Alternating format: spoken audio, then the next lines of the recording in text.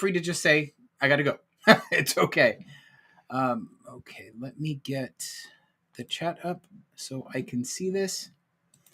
We should get notified in the chat, actually in the little chat window. When people chat, we just can't reply. We got to reply vocally.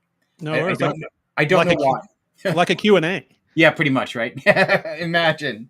So anyway, hello and welcome to Horror Movies and Shit. I'm your host, Jim, and Mark is off watching football. He sucks. But anyway, with me today is Karl Redgen. Hi, Karl. How are you?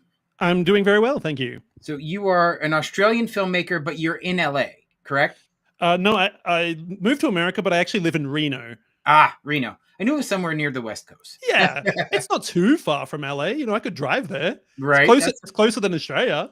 I mean, that's fair. That's probably true and probably easier to get to, right?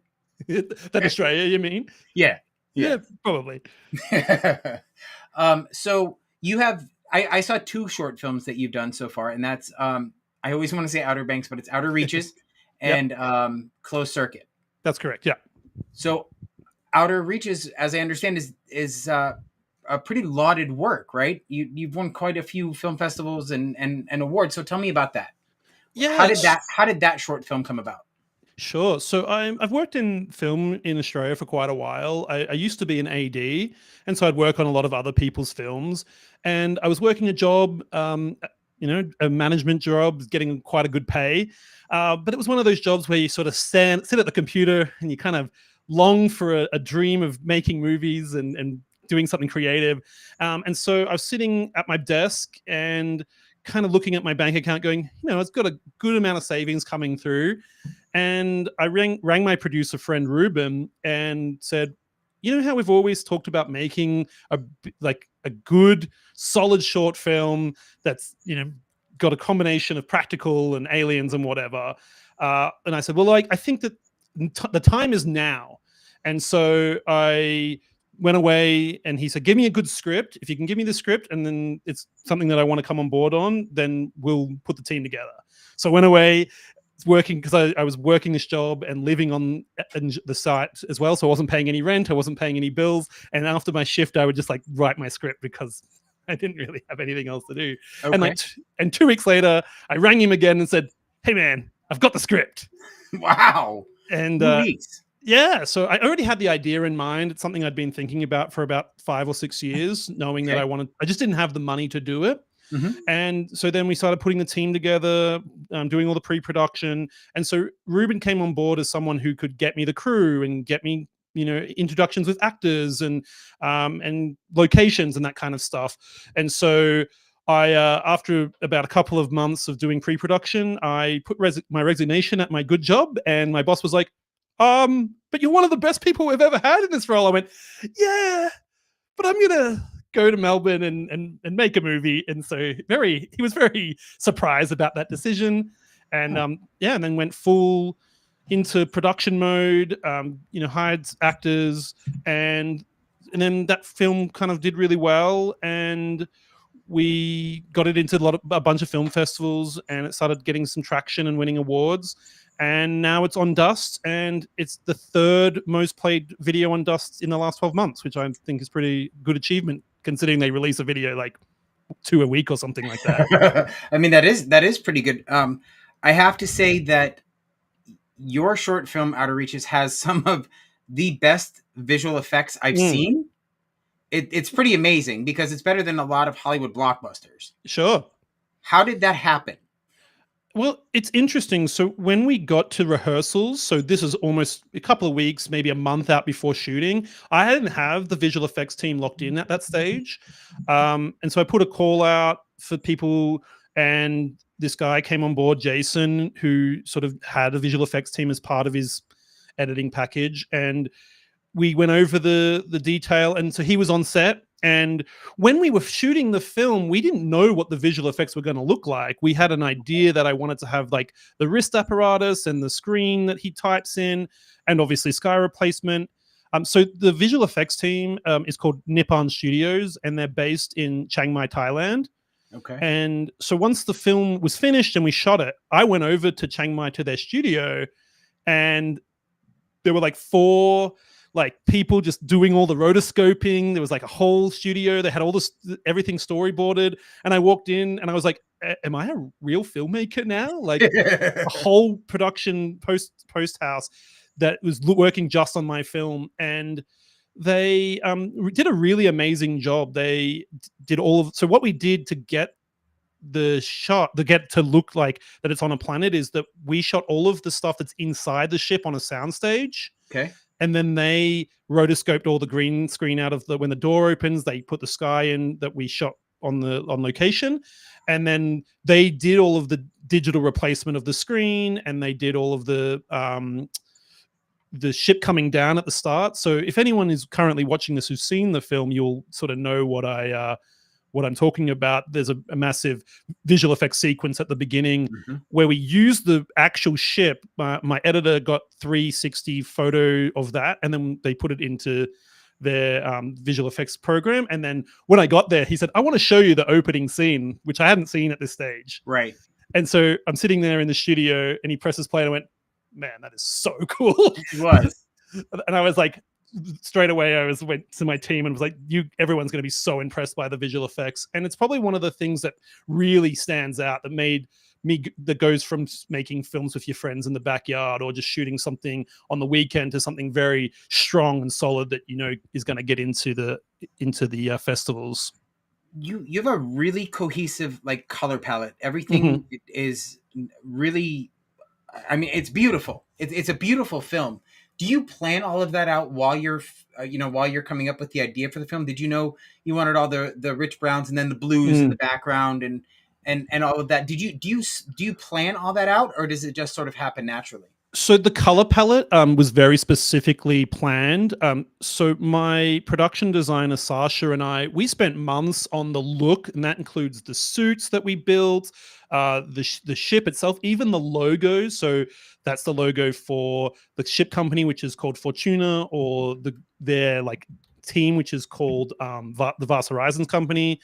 So I think we really set out with color. Even when I was talking to my color graders, we were talking about eliminating certain colors. So there was no pinks, there was very little greens, and that includes things like the fire at the end, and even the flare. When I bought those flares, I made sure to choose that specific color that made.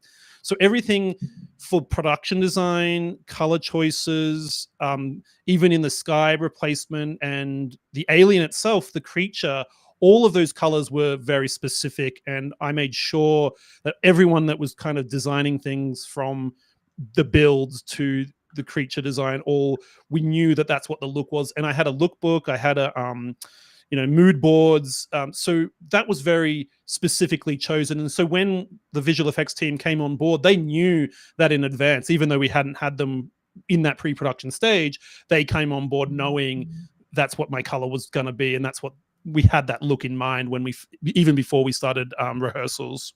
Yeah, and it really comes through. It really makes it cohesive. So let's talk about your practical effects, right? Because sure, one of the guys is, I don't know, what would you say, inhabited, infected?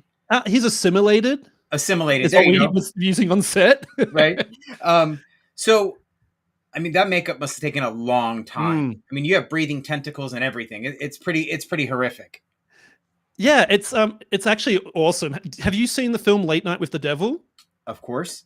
Yeah, so the company that did that, they were working on my film and Late Night of the Devil at the same time. Oh, okay. And so when I first went to the studio, they were like, "Oh, look, we're working on this, project that we can't really say that much about, a bit of a secret." And they were like, "Look, we'll have a couple of artists, maybe build some, maybe 2 or 3 tentacles," which I was like, "That's cool, sort of low budget. We're not anywhere near that kind of caliber." And I think they just got really excited. So when they got to set, they were like, "Oh, we designed like 9 tentacles and all this practical effect." So he's got like tentacles on his face, his whole hand is tentacle, he's got one in his chest. So it's interesting because what you see on screen, because of how tight we had to have the camera, we actually had more tentacles around the capsule that we just couldn't get back far enough without seeing, the set. Right. And when I first went to the studio, I said to the lead designer, Russell Sharp, I said, "I really want the tentacle to pulsate." Yeah. Okay. And he said, "Oh, don't know if that's really possible." And then when we got on set, he goes, "I really want to show you something." And so he brings out this massive tentacle that goes around his neck, and they like put these condoms in, and they like pump it so that it breathe. And Yeah. so when we're shooting it, we had the lead actor fully in makeup. We had two puppeteers. Oh wow. Then we had Russell Sharp doing all of the slime and the blood coming off it. So and then we have the other actor as well. So we've got like in this little capsule, we have like 6 people. You got 2 girls like pumping the tentacles, and like it's full puppeteer because I really wanted it to be practical. I wanted to kind of Right. move. Some of those tentacles are on like a stick that kind of you can maneuver around and sort of and especially that he has a tentacle on his hand too, so he can kind of puppet that as well. Right. And it really gives that authenticity. It kind of shows, especially with the struggle, especially when the alien is kind of, talking through with other characters because he has like 4 different characters that he plays, Yes. and being able to have that practical just made that so much easier and more. It made the other actor be able to kind of perform on that, knowing that his friend is assimilated by a tentacle monster. Right. So the locations, right? How did you like? Was that just out in the outback somewhere, or did you? Where did you find those locations? Uh, so the interesting thing about this film, so it happened right at the time of the LA writers' strike and the actors' Okay. strike. So they were shooting the TV version of Metropolis Okay. in Australia, and what happened was they had tools down, so they just all these people were kind of sitting around in trucks, and so we got to build the full interior of the capsule on their studio that they were building the big woman. Okay. And so the guy who was my special effects supervisor, he worked on the TV show Preacher, which I I love don't know that if. show. So in the scene when the barn burns down in Yeah. season 3, that was shot on the location. Oh, okay. And so we were like having a chat to him about the previs and about how like the water came out. So we were discussing all that, and we were like, well, we really need a location. He's like, oh, I can hook you up with the location we shot Preacher at. And I was like, oh. Again, Oh, this is another moment where you kind of come from indie stuff where you do it where you don't have big budgets. You're like, so I'm working with the construction crew from Metropolis. right. I'm working with the guy who plays the alien. He was God in Preacher, Michael Foster. Really? Yeah. Oh, So I'm gonna have to go back and look now. I didn't make that connection when I saw it because I loved Preacher every sweet, season. Yeah. nice. And so we're kind of dealing with bigger teams and having a grip truck and stuff like that. And so, but we got out there and we did the location scout, and it was awesome. Like they had these little trees that were already there that we didn't have to put in ourselves. They had these like all those trees had this really weird white spider webs on them that kind Okay. of felt like the we were making a joke. My producer and I were like, "This feels like if a planet was inhabited by an arachnid." I don't know. Arachnid. Yeah. Yeah, so like a species of spiders that cover all of these plants with this white fluff. Huh. Um, and so, we went out there and we were like, "This is perfect for us." Um, but the interior stuff, so we shot all of the exterior with the astronaut and the capsule that was shot on this land. It was kind of near, it was like an hour from Melbourne, Okay. near the Avalon Airport.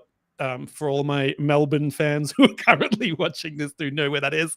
But the interior stuff, so we built the capsule. So the capsule that we do all the action in and has the alien, we did that on a soundstage. Okay. And it made the most sense because if you watch it again, you'll notice that it's a 360 set, but we had only 180 built so that we could get cameras in. Okay. So we built the set in a way that you could take the middle panel out and flip it around. And then we just changed the lighting and changed where the seat is. And that means now you have full 360. Gotcha. So we designed it in a way that when we flipped it, it looked like the other side. And So, okay, I have a question. When they're both in the capsule, how did you film that then? Because there are some scenes where you have both the actors in the capsule, right? But if you only have 180, how did you pull that off? With pre-production. So we pulled that off really with rehearsals and knowing where the camera is going to be. So the scene when it's front on, we just kind of pan the camera a little bit to the left so we didn't see our crew and Okay. the rest of the set. And stuff like where they're like tussling and they're like when they're fighting. Um, Michael Foster is a trained stunt guy. He did all the stunts in like Mortal Kombat and and The Hobbit, and he was also one of the stunt guys in the Thor movies. So he really knew how to use space Okay. and have. And what was really valuable having him on set meant that when we came to these action sequences and fighting and really kind of being in a close space, he knew how far he could move. Right. So when we first started doing the takes, what ended up happening was the lead actor would step too far, and then we would see the sound guy, or we would see a stand. And I don't know if you ever heard that quote from Akira Kurosawa where they said, "How do you get such really nice vistas in Tokyo?" And he's like, "If I see a light pole, I just move a little bit to the left. If I see a house, I just move a little bit to the right."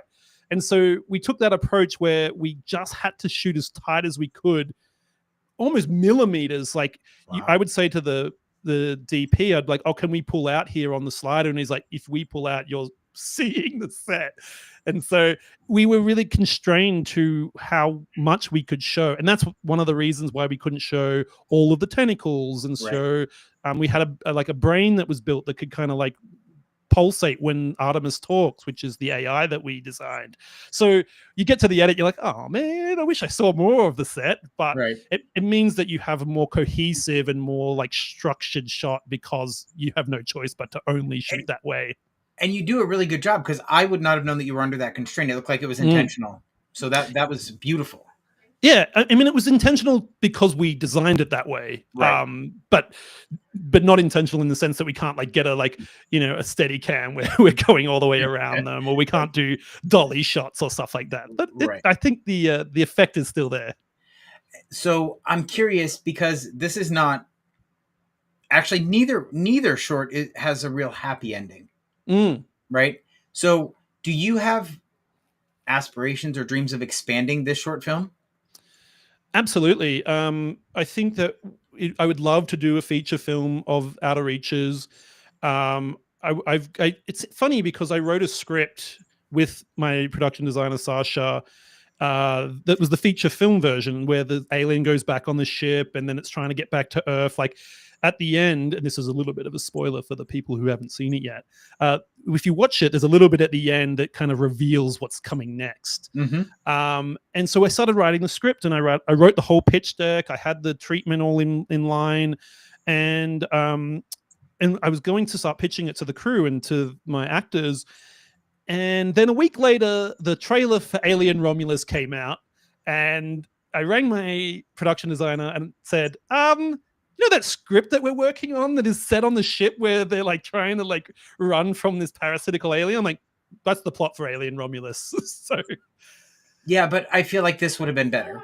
yeah, Just an opinion, though. I really did not like Alien Romulus. Fair enough. Didn't notice. It would have been different in the sense that the way that the alien in my film manipulates its victims, because it's in a simulation, right? So it's using like the voice of the wife and the kid to kind of get him to do the alien's bidding. So there was a lot of like that kind of manipulation of all the crew. Yep. Kind of, I don't know if you ever saw the Mia Goth movie called High Life, I think it's called.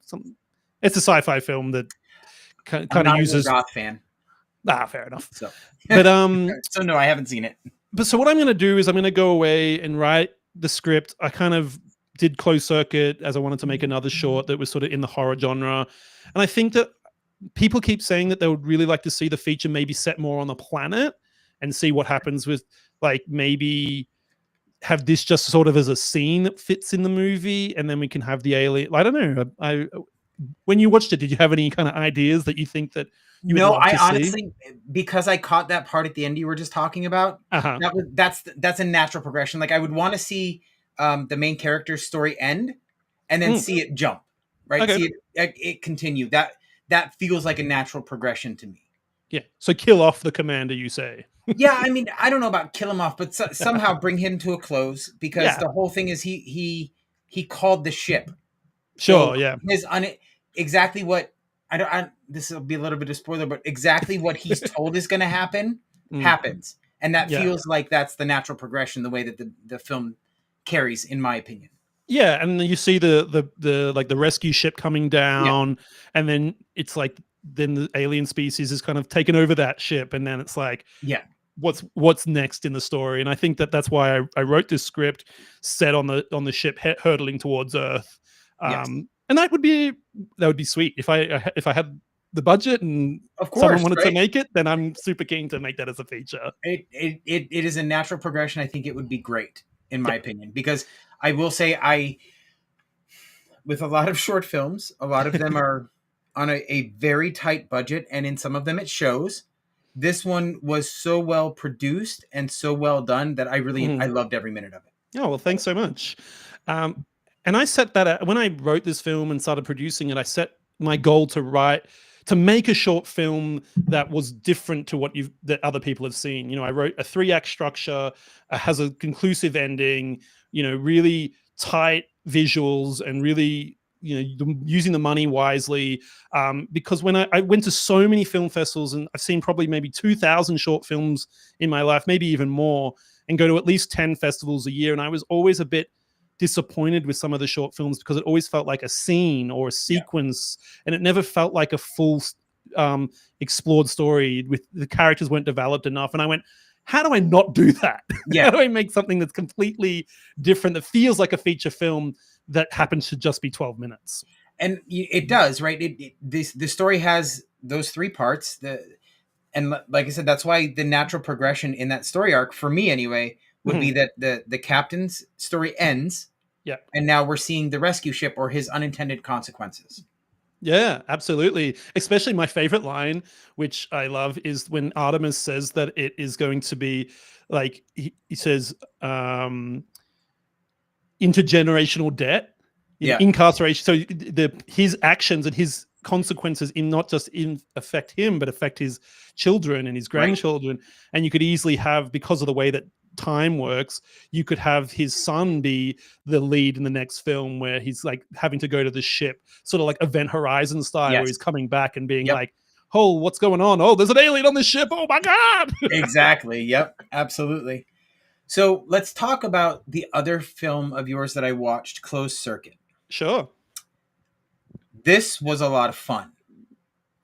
I do have a question and this is only because I was watching it and I was thinking about my mother. My mother used to be a long haul truck driver, Oh, cool. and there's this mythos, right, that drivers would see a black dog before Mm, something catastrophic happens.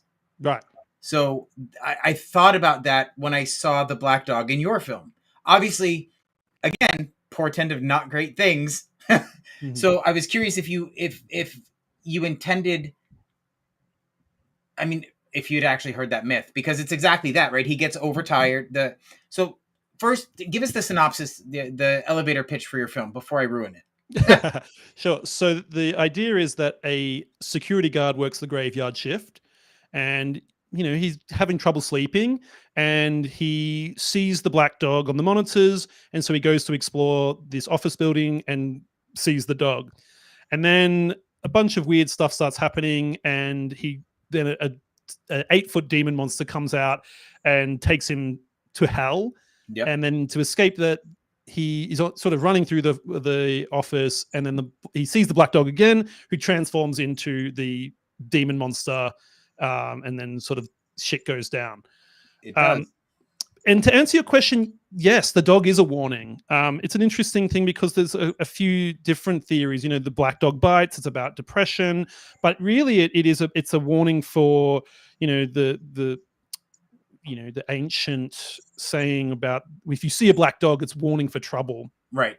And definitely the idea of him kind of being tired and drinking too many cups of coffee, he starts to question his sanity. And so I think the black dog is an anchor point to sort of push him into the next moment of fear and questioning his reality. Yeah, I agree. So we'll talk. The dog I love because I love animals and it's a beautiful dog. But that 8-foot demon, Yeah, I want to talk about the creature design because I want to see more of that. sure. Like that creature was fun. Like I feel like you could have a really mischievous time with that thing. Hmm. And there's one point where his bottom jaw splits. It was beautiful. I loved it. It's so cool. It is. How did you come up with that creature design? Sure. So the guy who built the space capsule in Outer Reaches, Dieter Barry, so he also designed this puppet, this wolf costume, demon costume, and so we kind of worked on it together. But what I really wanted is to show that it was otherworldly, that it wasn't from our Mm-hmm. realm of our reality, and so I really talked about what would be this creature that's a wolf, but it's not really a wolf. It's like a demon from hell that's kind of decaying. And I gave Dieter a lot of visuals in regards to other references that we'd seen. Again, I had another full lookbook, a full reference guide, and we really played on hell imagery. We looked at paintings from medieval times and what the wolf represented. And so there's a lot of imagery in my lookbook that is like flames or like blood with like this creature that's sort of like menacing, because again it's supposed to represent that idea of depression or trauma or experiencing something that you can't control. And so there's a lot of metaphor in this film. Yes. There's a lot of underlying messages about people's psyche and their like mental health. Yep. But the design itself, what I always wanted the jaw to open. And so basically we had the actor again, who is played by Michael Foster, who played the alien. Ah, He okay. plays the wolf demon, because I rang him up and said, hey man, I've got this a second script. And he was like, oh, do you see my face at all? And I went, no. And he goes, I love it. I'm in. So Michael Foster has been a great support of my work, and he's a great mentor for me as well. But yeah, so we kind of worked on that interview, sorry, not the interview, that on that walk and stuff. So there's a little trigger that you can pull that opens the jaw up, which I thought was really cool. So when we first saw it in action, and Michael got into the suit and we're in the rehearsal space, he's kind of like looming around sort of like a velociraptor, and he's kind of like pointing his nose and stuff. Yeah. And then he pulls the trigger and it opened the jaw, and we were all like, oh, that is so cool. Yeah. Because we didn't really know how it worked. And then Right. the whole neck moves, and he can kind of like open the jaw and then does the scream, and Yep. all the fingers move as well. So I really made sure that the suit was fully wearable, fully practical. It's kind of more like a mascot suit in a way. Obviously the eyes glow red as well. And again, same as having the practical alien, I really wanted to be able to have the lead actor be able to act with it, to perform alongside it. And at moments when we were in the office building and he would like charge and like run through at the lead actor, even just us as his crew, we were like, man, this is terrifying. Yeah. This monster creature just running at you. Yeah. So at one point you see an actual transformation from the dog into the demon. Mhm. How did you get the dog to lay down like that? So the dog was part of, so I went to like a casting agent that did animals. And so we got this black German Shepherd, and she was really like affectionate. She didn't really notice the cameras, which is what you really wanted of a dog performer. Right. And by the time we got to that point, she'd been on set for about 5 hours, maybe a little longer. And so she did that scene when she runs in. That we did that in a couple of takes, and then she kind of just fell onto the ground and just panted because she was so exhausted that she just wanted to go home. So Okay. the handler was like, and the trainer was like, oh, I'll get her up and do it again. And my editor and I literally were like, no, just let her sit there. So, and it was really heartbreaking because she's kind of crying. She's got like tears in her eyes. She's panting. Yep. And so I've got the camera on her while the lead actor is performing. And you could kind of feel the heartbreak. You could feel when he approaches her to put her hand over her. That was all genuine. Wow. Not the actor obviously is acting, but the dog itself. I even asked the handler. I was like, "Is she okay? Is she do we need to get her anything? And she's like, look, she's just died. She's like, I said, oh, do we need to wrap it up? She's like, no, as long as you're okay for her to lie there and you don't need her to do anything else. And at that point, obviously, I needed to get the shot where she Right. transforms into the beast. So she was probably like lying that for about 30-40 minutes. We kind of didn't need to get that much footage of that because it's just one shot. Right. But it is the reason for the why we don't have a lot of coverage of her running back in, because I wanted more of that to Right. sort of show the fact that she runs in and then she falls over and then she turns into the beast. But because she was lying on the ground and we couldn't move her because she was just like, she was done, she was out. Yeah. I was like, that's fine. We'll just edit around it. We'll kind of put the sound effects and the sound design to kind of play on the fact that she's Right. fallen over and turning into the beast. So how did you come up with the scene where the main character is taken down to hell? In the elevator? Yeah. So that was always, when I first wrote the script, it was always in the draft. So originally when I wrote this script, it actually was a time loop movie, which you can kind of see a little bit in this film. Yep. So I wrote it with, he goes into the elevator and it was kind of like a point where that stops that current time, like Happy Death Day or Groundhog Day or something like that. Yep. And then it goes back to the office, and that's why he looks at the watch and he's like, oh, it's back to this time. Right. And then I sent it to my script editor, and my script editor went, that would be sweet if this was a feature film, if you could play on that a lot. But he said within 14 minutes, you don't really have enough time to show your audience that it is a time loop movie. So I ended up cutting that down to just having the one when he gets killed. So instead of it going into the elevator at time, it does a time loop. Again, I'm giving away a lot of spoilers for people who haven't seen it. But that's the whole point. You're coming to this show to hear about my films. Yeah. So instead of the elevator being the time loop, it is when he gets killed. And I think the elevator itself was always about escape. So he uses the elevator to go to the netherworld, really. Right. And when we were trying to location scout, it was really difficult for us to find all of the elements. So we wanted to have the office, we wanted to have the security room, we needed to have an elevator. And eventually I found a location that kind of had all of that. It ticked all the boxes for what we were wanting and gave us a little bit more, even with kind of vaster locations that made it feel so cool, because getting an office that you can kind of use every room is pretty rare. Yeah. And so the elevator was always something that indicated, I guess, escape was kind of the part of that idea of does the elevator represent, going to different levels of hell.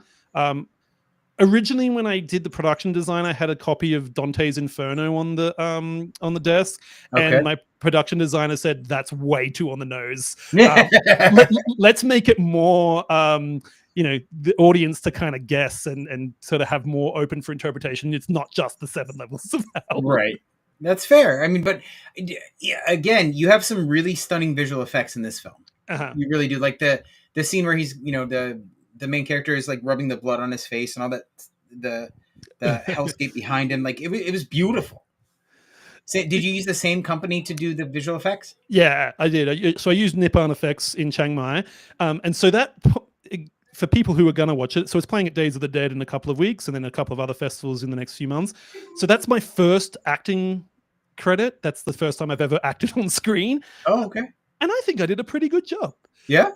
And the visual effect, this one was interesting because we had more time to prepare compared to Outer Reaches. So I kind of gave the visual effects team, I told them what I wanted and the look. And so we had more time to do previs and more time to kind of come up with the ideas. But when he first sent me the scene, the hell scene, it reminded me of Doctor Strange when he goes through all the different worlds. Yeah. And I was like, so I have a scene that is Marvel level of visual effects for like 0.1% of the budget. And I was like so blown away by the work that they were able to achieve for a short film. Again, you don't really see this kind of visual effects or this kind of work put into a short film. You just don't Right. see it. And I did that intentionally because I wanted to do something new. I wanted to do something bold and creative that really pushed it to another level. Yeah, and you did. I mean, it was visually it was stunning. I mean, it absolutely was, and it fit. Like the you said it. You know, it's Marvel quality, but it still fits with the tone of your film. Like it Mm. didn't feel out of place at all. So kudos to you for the other part of it. You know, with for it all being so seamless. Yeah, thanks. And I think that this goes on to what I was saying earlier is I really wanted to do all the pre-production before we even got onto set. I had an idea, I had a vision, and this goes to the production design. It goes into the shot list and the cinematography, and also just the way that we shot the film and the locations. I'm the type of person that likes to do production design that's full 360. Mm-hmm. So you can move the camera anywhere in that room and you're going to be able to see a poster, or you're going to be able to see a TV screen that has, videos on it. So I'm putting the pre-production in work by filming all of the stuff that needs to be on the TVs if there's something on a TV. And every time we put a shot up and I had the monitor, I would always call over my production designer, Sasha, and be like, what is this shot missing? It's never my fully creative vision. It's sort of all of ours. We Right. all work together. It's all collaborative. And then he would be like, oh, this, maybe put posters here, or maybe we can put this screen that we have on, and those types of things. You're making decisions based on what the world needs, rather than it's being like, oh, we're going to shoot this, and then it's like, oh, but that's not set up. It's like, this film I had a lot more freedom of the full 360. The guys who ran the building that we hired were like, you can shoot anywhere you want, and we're like, anywhere? Like even in the fire escape? And they're like, yes. That's awesome. So that was Absolutely really great. nice. So I did catch on for the time loop because it sort of reminded me of. Have you seen a movie called The Endless? Is that the one that the cult one? Yes. Yeah, I've seen it. So where everybody's time loop resets at their death. That it sort of reminded me of that when I noticed him see the same time on his watch twice, right? Yeah. So and then but the scene where he's staring at himself in the break room, that was kind of creepy. Yeah. Like I was like, oh, that's interesting. And then I don't want to ruin it, but the ending sort of reminded me of the end of Cube. Have you seen Cube? Yes. So I sort of have that. I don't expect that to be the end, right? When he goes through the door, I expect there to either be a death scene, Sure. or it's going to just loop back to the beginning. And interestingly enough, you say that because the idea is that when he steps through the door in the white flight, the movie is meant to start again. Okay. Where he walks up to the elevator. He's basically, and I'm going to kind of not ruin it too much, but it's an allegory for purgatory. Yes. So I'm glad that you got that, because That's most people who see this at the cinemas, when I've seen it with people in film festivals, they come up to me and goes, it's purgatory, isn't it? And I went, yes. it's purgatory. Thank you for seeing it. And again, like I was saying, there's a lot of metaphor in this film. It's a film that really pays off if you see it more than once. Yeah. And so a lot of people who have watched it a couple of times always say, I really liked it the second time because it showed more of the metaphor and the symbolism. Yeah. And so the reason, again, this is an interview about the film, so the people are now going to go watch it. Some things are going to be spoiled, but that's okay. Yeah, well. But the thing is so when he goes through that door, you'll notice two things. You'll notice the sound design kind of resets again. So it kind of has that, we did it with the score. So the composer and we were like, how do we then bring that sound at the beginning back to the end? And then there's a Pavlov's dog thing, which is the sound of the elevator that dings. So sort of every time the elevator dings, it's kind of like we're trying to bring that the motif in. And so at the end, when it dings, you as an audience are meant to go, it's starting again. The film's going back to the beginning. And I did hear the ding, but there's one thing that I would, if you were ever to expand this, that I would love to see, and because I almost expected this, is that gift he gets from corporate. I expected there to be an Easter egg or something in like the little manual that he gets. Yeah, that would have been cool. Yeah, I don't know why, but I expected like when at one point he's going to sit down at his desk again, maybe after Mhm. before he dies, but when he wakes up and looks at his watch, if he flips through the book and it just says, "If you sit here and do nothing, everything will be fine," or something like that. Yeah, it's cool because we kind of did that as well. So this isn't in the film, and this is more the world building side of things. So the corporate company is actually Vast Horizons, who end up building the rockets to send the guys to the planet. So it's in the same world. Oh, Um, okay. but what happened was we had this side plot that was a bit too confusing for a film of this length, where the CEO actually sold his soul to the devil, and that's why there's a rift to hell that opens up. Oh, And so okay. you'll notice, so the CEO is like normal CEO. He's got his thumbs up. He's like, we're in this together. And there's all this corporate synergy. And that's why they give them the package to say, you're a valued employee. And then so I even Okay. had a dialogue that was of the loudspeaker. He goes, just to remind you that bathroom breaks are a right, not a privilege. So, but we removed it because it was too confusing. But then what happens is the CEO is like, the whole idea is as another metaphor. The film is a metaphor that corporations are evil and Right. they're the true demons. Okay. um and so we had this whole thing where we had the CEO when it went to hell. So when he comes back from hell, the CEO is in like robes and he's like evil and he's like murdering a baby. Huh. But we ended up cutting that out because it was just there's too much going on at that Yeah, point, you're too right. much world building. I And it would just agree. For a movie this length, I think that's a smart edit. Like mm, because it's a very cohesive story and you can follow it from beginning to end. So it's great. It's done really really well and makes it a mm, really enjoyable watch, at least from my perspective. sure. Adding that other stuff in, if you were to expand the film, 100%. Right. If it was to become a feature or something, I would absolutely be on board for that. But it is a bit confusing for the 14-minute runtime, Yeah. I think. And I think that it's always good to have have world building. If you're making something, if you're a writer or you're a director and you want to make a short film, I reckon have as much world building as you can with the characters. It also Yeah, helps with the performance. it does. But then what happens is you don't want to get too bogged down on that. And it's things I learned from both of these films, that you can make decisions where you say, do we need this? And at the end of the day, you go, no, let's cut that out. Or sometimes where you go afterwards when it comes out, or you start talking to people, you're like, oh, maybe I should have cut that Yeah. out. Or maybe, and you can never have something where you're like, oh, this is going to be exactly the vision I had.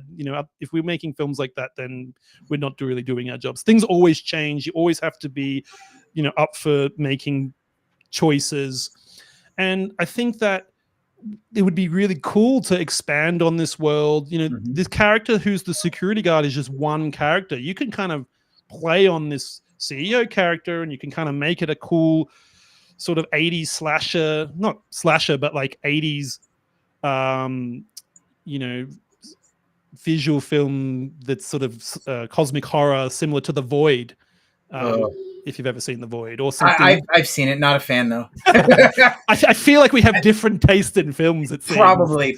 I think something like Prince of Darkness maybe Ah, would yeah, be a that's a good good. vibe. Yeah, Or another film that has a good influence on me is John Carpenter's At the Mouth of Madness. oh, that's a great film. Yeah, So that idea of it going to the edge of town and then repeating and kind of not knowing what's reality and what's fantasy, and that's kind of what I really had as a big influence on actually both films.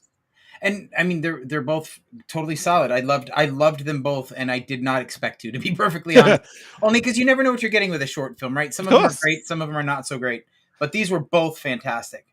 Well, And I thank you very much. hope you get the opportunity to expand, especially on Outer Reaches, because Mhm. that was a clear favorite. But I really want to see more of that 8 foot demon.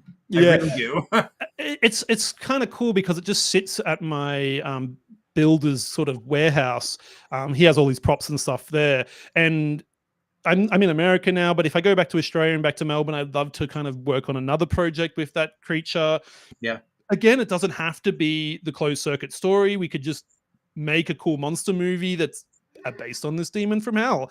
yeah, What I really like about closed circuit, it has moments where you can pull from anywhere. You can kind of be like, this is one part of the story, this is the security guard, but it's like, where does the demon go next? yeah. Does he go to a bar and order a pint? You does he never does he know. Does he start doing his taxes? Right. I mean, but you also could pull from anybody else in the building, right? You have a whole Right. office building to explore. So it really does open up a lot.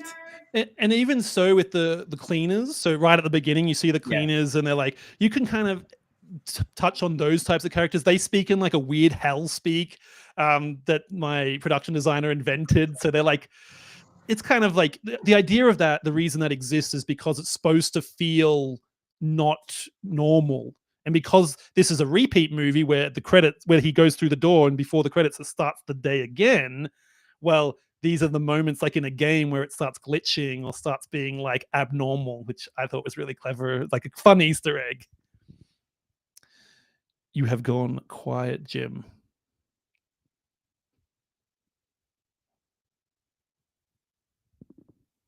I've lost your sound. Unfortunately, I couldn't That's hear because I you. hit the mute button by mistake. Sorry. Ah, no. All So, right. Well, yeah. what is next for you? Okay. I've got a couple of projects. So currently working on a new horror short that I'm shooting in Nevada. So it's called The Devil in Me. And it's about a drifter that his car breaks down on the edge of town. He goes to a bar and wins a cursed object in a card game. And then that cursed object starts making him commit like atrocities and do things that that he doesn't want to do.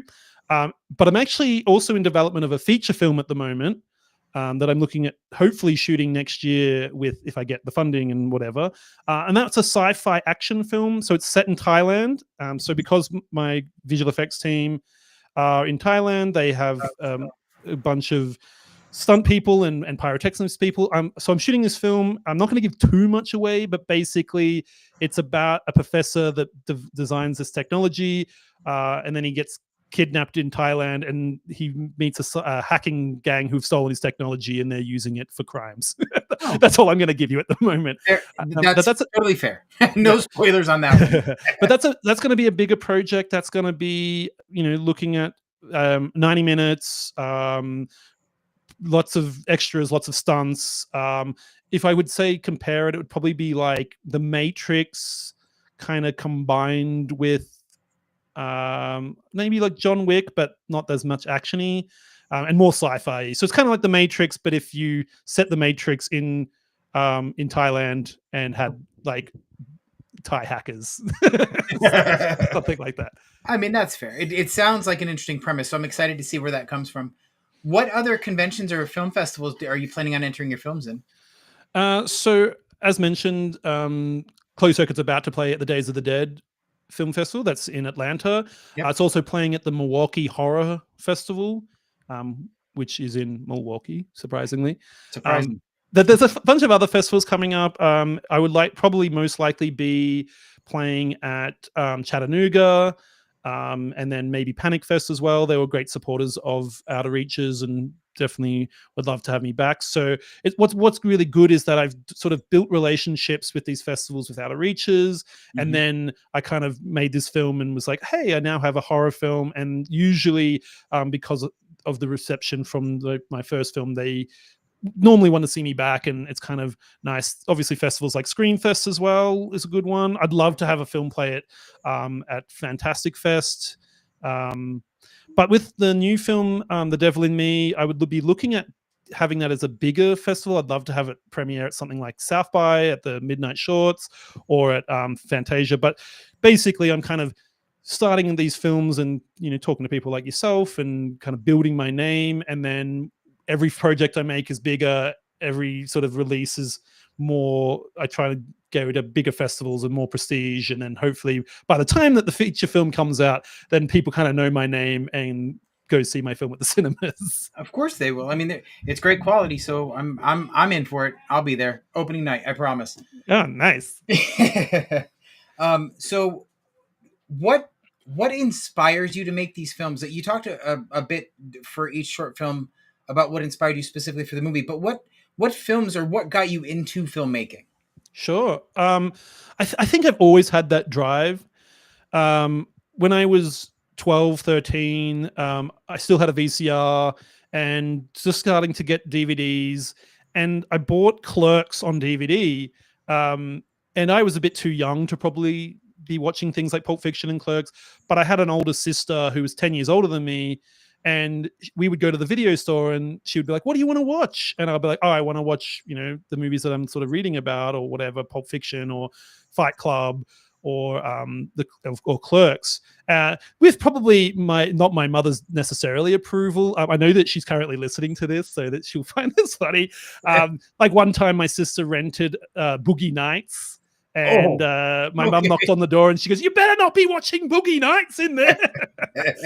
But I was really influenced early on. I really wanted to tell stories. I really liked directors like Kevin Smith and Steven Soderbergh, and kind of was always into sort of indie filmmaking. I really liked the 90s film movement with movies like Seven and stuff like that. And then I think for me, watching these DVDs and watching the behind the scenes, so I got the version of Fight Club that had like 6 discs. It was like one of the first ones that was like, we have behind the scenes for every single department. And so I watched like 12 hours of behind the scenes. Oh, wow. Like just, I think I was always obsessed. And when I went to high school, I did all of my subjects that were film related. So I did media studies, photography, business, drama.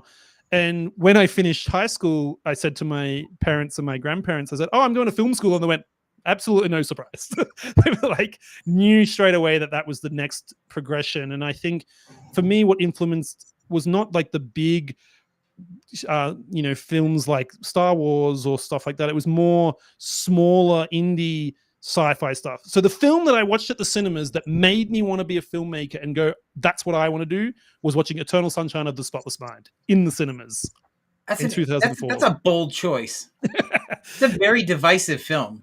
Yeah, well, so I saw it by myself, matinee session.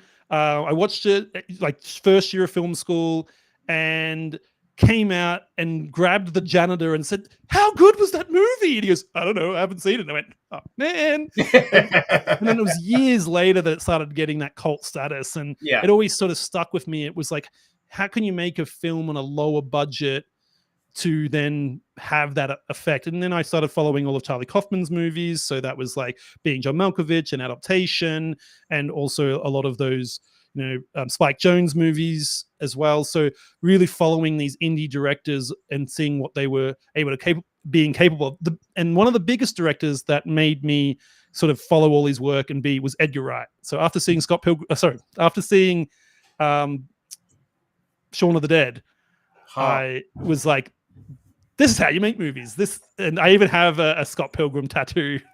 We agree on a film, Carl. Oh, hooray! Shaun of the Dead. I love it. I haven't seen Scott Pilgrim yet. But I haven't seen Scott. Love it too. But Shaun of the Dead is an all-time favorite of mine. Yeah, and so it was those kinds of artists that really made me think, we don't have to do the studio system. We can do something new, and we can do something, with our own money. You can sell your comic book collection, or you could go and do clinical trials and go to Mexico and make a movie for like 20 grand. And I really think that those artists really pushed me to make something new and challenging. So for these films, I wanted to do something bold, and I wanted to do something exciting and really show my voice and really be able to come to America and have something in my portfolio to be able to show what I'm capable of. In my opinion, you did a fantastic job, and I'm glad that Eternal Sunshine was the catalyst for that. And maybe I think The Matrix as well. The Matrix was something that was completely new and not really, especially for someone who was like 12 years old. Yeah, of course. It was amazing when it first came out. The first and the third one. Second one, I wasn't really a big fan of because it felt like a filler film. Like not a whole lot happened. It didn't really advance the plot. It was just kind of a money grab, right? Sure. But the first and the third one really wrapped up the story really, really well, I thought. Yeah, and like world building and just and just for the first film, the script of The Matrix is something that I studied. I bought it in like on physical form and noted it down. And you know how like authors would like get a book and rewrite the book. Yeah. That was me with the script for The Matrix film. Oh wow, that's pretty intense. I mean, but at least you loved it, right? It's something that you absolutely love. Because the first horror film I ever remember watching is A Nightmare on Elm Street. Oh yeah. And you talked about being too young to watch Boogie Nights. I was probably in second grade. Nice. The first time I saw it. So I think my mother thought I'd be a little more scared than I was. I was just instantly in love. I loved every minute of it. Yeah, I agree. I agree. Like it's something that was new, and I felt the same for Hellraiser as well. Yeah. When like, and a movie that I watched very young, then I was probably 12 as well, was The Exorcist, and Yes. I watched it in secret again. It was midnight. I taped it from the television overnight because I Yeah. figured out how to record on my VCR and have a Yeah. timer on, which no one else could figure out. But I was a bit of a nerd, so the next day I watched it because obviously I was not going to stay up that late. Right. And after the first 30 minutes, I went, "This was probably a mistake." Funny story. My mother and my grandmother had a bet because my aunt, I have an adopted aunt, and her and I are about 6 months, less than a month apart in age. So they sat us down to watch The Exorcist, trying to see who would get scared first. Who was it? Neither one of us. We both just ate the movie up. We Oh, screamed. nice. We screamed at one part, and that was it. We just sort of looked at each other and screamed when she spit up the pea soup, and that was it. Yeah. And other than that, we were damned if we were going to give any reaction. Yeah, when Reagan first turns into the devil and she says that line, the iconic line, you kind of like, you want, especially if you've never seen anything, like this is an era before the internet, before Yes. spoilers, even before you see a trailer, and so you're Yep. just like, I'm gonna watch it on VHS, and you're like, whoa. And then she comes down the stairs. I don't know if the American version had it, but the Australian version had the stair climbing Right. down. That scene was not added back in until the late 90s. Ah, okay. So we Well, had yeah. 20 years without it. Right, yeah. So that's what I probably watched it in 2002, so I think it was added back at that Yeah. time. And I really think, like, because I listened to some of the commentary, because it is one of my favorite films, and I got to listen to some of the commentary where they just said it was just too much for that scene. Like Right. they couldn't figure out a good transition for it, right? Mhm. To make it make sense. But when I watched it, I thought it was absolutely, it was the pinnacle. Like, that is exactly how that scene should have ended, because Yeah. that's where the stakes get raised. Mm. And it's to be in the same conversations as movies as Star Wars and 2001 being like in, or Jaws. Yes. I think that a lot of audiences, and my mum would probably agree with this, that it was like a changing of horror film at the time of being blockbuster, but it's like something like The Exorcist is so Yeah, cool. I absolutely agree. Carl, I do want to thank you for your time. This has been an amazing chat, and I cannot wait to have you back on so we can talk about some of your future projects. But thank you so much for sharing your work with me. And where can people follow you, or where should they look out for announcements and your work? Yeah, sure. So the best place to follow me as on my Instagram, on Threads, or Facebook, which is at Forgotten Astronaut Productions. So if you just look up Forgotten Astronaut Productions, it will come up. My website's forgottenastronaut.media. And if you want to follow me directly, if you want to send me a message, you want to talk about your favorite horror film, or even ask further questions that we didn't get to discuss, you can follow me at 1 page per minute, which is on all of the platforms at 1 page per minute. Fantastic. Well, thank you again, Carl. This has been a blast. I really appreciate you hanging out, and thanks for everybody that was watching. No, thanks so much for having me. It was a great time. Appreciate it.